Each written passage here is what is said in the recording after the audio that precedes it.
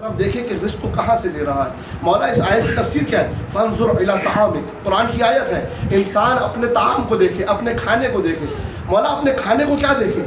کہا کھانے کو دیکھنے سے مراد کھانے کو دیکھنا نہیں ہے، اس علم کو دیکھنا ہے کہ وہ کہاں سے لے رہا ہے. جو فرما رہے ہیں محترم، ہر ایک سے علم بھی نہیں لینا، ہر ایک کی ہر بات کو نہیں سننا. اب آج عقیدے کی جنگ میں اپنے عقیدوں کو محفوظ کرنا ہے، ولایت کے بارے میں اپنے عقیدے کو مضبوط کرنا ہے. اس ولایت کے لیے اہل بیت نے قربانی کی. یہ علی کی ولایت تھی جس کے لیے حسین ابن علی اپنا پورا کنبہ لے کے کربلا پہنچا.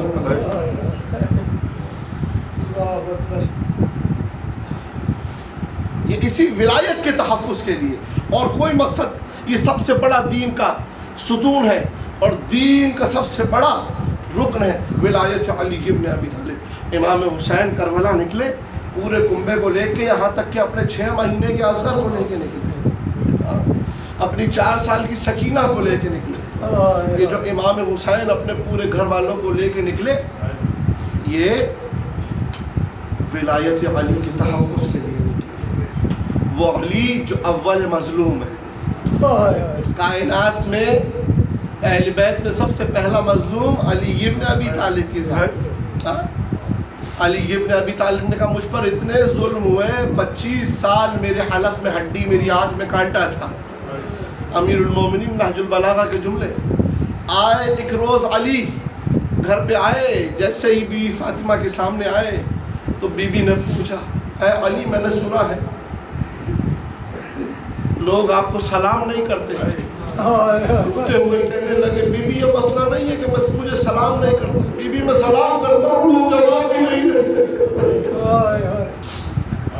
مظلومیت یہ ہے کہ وہ علی جس کے اتنے فضائل نبی نے بیان کیے، آتے جاتے علی علی علی علی علی کہا کہ میں سلام کرتا ہوں لوگ جواب نہیں دیتے.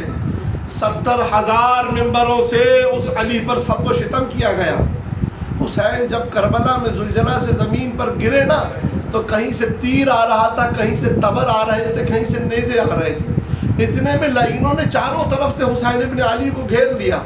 دیکھا ایک شخص کربلا کی گرم ریت اٹھا کر حسین پر پھینک رہا. جیسے یہ منظر دیکھا تو اس سے پوچھا مولا نے، کہا تو مجھے یہ گرم ریت اٹھا کے میرے زخموں پہ کیوں پھینک رہا ہے؟ کہا بغضاً لأبی، آپ کے بابا علی کے دل سے پھینک رہا ہوں. اجرکم علی اللہ. عزاداران مظلوم کربلا ایام عزا رخصت کو ہے، کل 40 اس حسین کا چہلم ہے. کائنات میں جو بھی مرتا ہے اس کا چہلم ایک مرتبہ منایا جاتا ہے. یہ طلحہ حسین کی ذات ہے 1400 سال سے جس کا چہلم منایا جا رہا ہے. کبھی غور کیا ہے کہ حسین کا چہلم ہر سال کیوں بنتا ہے؟ کیونکہ حسین کائنات کی وہ ہستی ہے جس کا چہلم وقت پر نہ منایا جا سکا،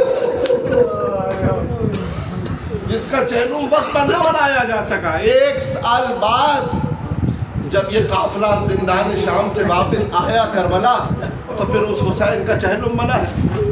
آپ نے 2 مہینہ ہونے والے ہیں، آپ مجلسوں میں روتے رہے ہوں گے. میں ہمیشہ کہتا ہوں جب بیٹھا کیجئے مجلس میں یہ سوچ کے بیٹھا کیجئے کہ کسے فرصہ دینے کے لیے بیٹھے ہیں. نہ جانے کس کے پہلو میں فاطمہ زہرا موجود ہو.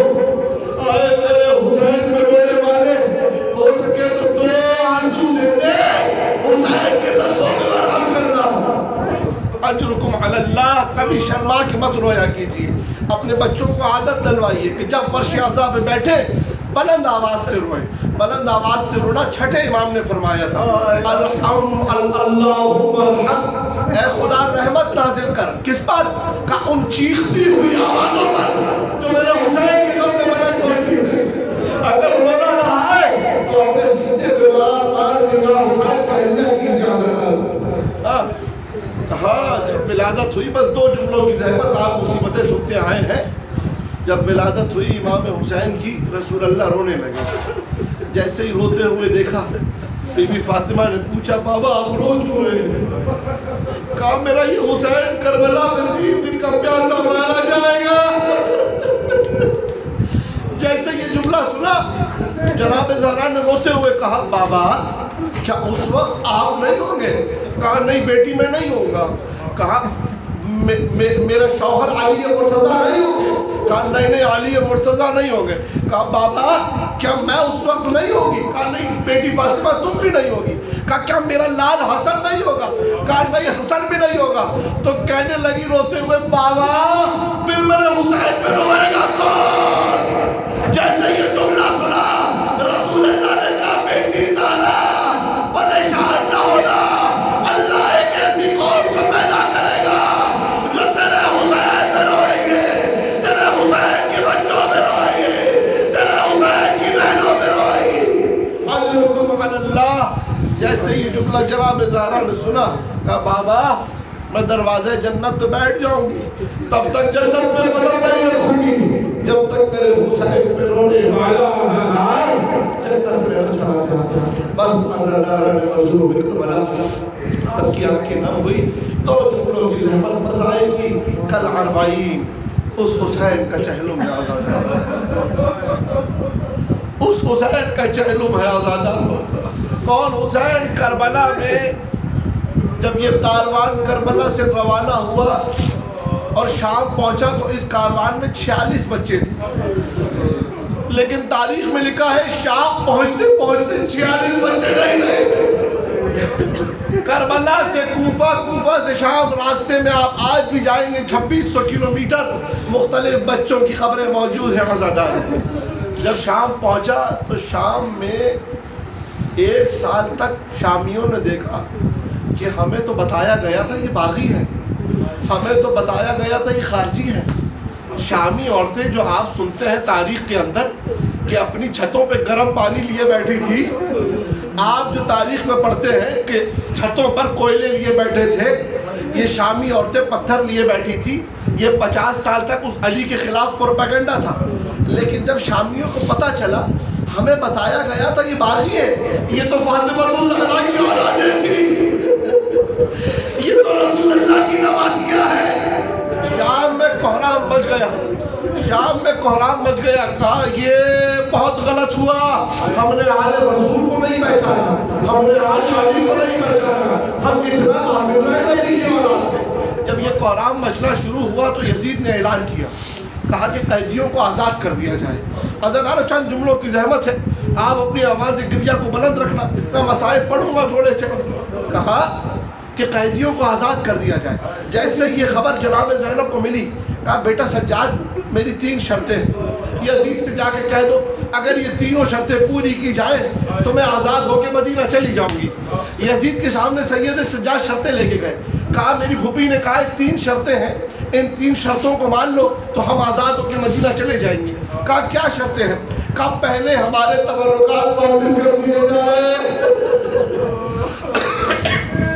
دوسرا شہداء کے سب کو واپس کر دیا جائے، تیسرا شام میں ایک مکان خالی کرایا جائے جہاں بیٹھ کر ہم اپنے حسین پہ رو سکے۔ عزادارو تینوں شرطیں قبول کی گئی، دربار کے ساتھ ہی ایک جگہ کو خالی کرایا گیا جہاں ساری بیویاں جمع ہو گئی جو 1 سال تک گھٹ گھٹ کے روتی تھی۔ جب یہ جگہ خالی کرائی گئی اب کوئی مسائل نہیں بنتا تھا، کوئی بیوی کسی جگہ سے کہتی تھی واہ اکبرہ، واہ عباسہ، واہ حسینہ، واہ قاسمہ۔ عزادارو بیویاں بیویاں کرتی جاتی تھی، اتنے میں عزادارو بس چند جملوں کی زحمت تبرکات آنے لگے۔ جب ایک صندوق آیا نا تبرکات کا، بس 2 جملوں کی زحمت آپ نے گریہ کیا۔ جیسے ہی صندوق آیا اور بی بی زینب نے صندوق کو کھولا، پتہ ہے عزادارو صندوق میں کیا تھا؟ سب سے پہلی چیز چادر تطہیر کے اوپر 2 بالیاں لکھی ہوئی۔ عزادارو یہ وہی بالیاں تھی شام غریبہ میں جب شمر آیا تھا سکینہ کے بعد، کہا میں حسین کی بیٹی ہوں، لائن دونوں ہاتھوں سے بالیوں کو کہنا تماچوں کو مارا۔ اجرکم علی اللہ۔ عزادارو ان 2 بالیوں کے بعد جو دوسری چیز تھی وہ چادر تطہیر تھی۔ یہ وہ چادر تھی جو فاطمہ الزہرا کی چادر تھی۔ عزادارو بیوی زہرا نے یہ چادر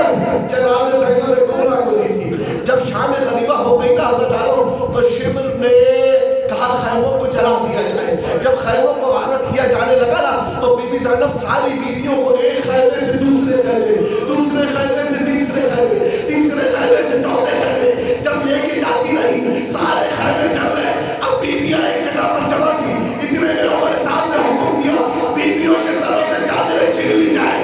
لائن پیسہ کیا آگے بڑھے اور بیویوں کے سروں سے چادروں کو اٹھانا شروع کر دیا. اتنے میں ایک لائن زینب قبلا کی طرف بڑھا. کہا میری طرف نہ آئیو، میں علی کی بیٹی، میں فاطمہ کی بیٹی ہوں. لائن نے نیزہ اٹھایا، نیزے کی آرے زینب قبلا کی بیچاری پر اتنی مارے بیچاری سے خون کا بہانا. حضرت علی سے حضرت قلو کیا گیا. آخری جملہ مصیبت کا حضرت علی پتہ ہے تبرکات کے اندر کیا نکلا؟ آخری جو چیز تبرکات کے اندر نکلی وہ ایک انگوٹھی نکلی. انگوٹھی تبرکات کے اندر موجود تھی. پتہ نہیں کون سی انگوٹھی تھی. امیر بخار نے بچہ کو بلایا، بچہ سے پوچھا بچہ تو نے کربلا میں کیا کیا؟ کہا اے امیر میں نے کربلا میں کوئی جرم نہیں کیا، میں نے کسی کا گلا نہیں کاٹا. کہا پھر بھی بتا تم نے کیا کیا؟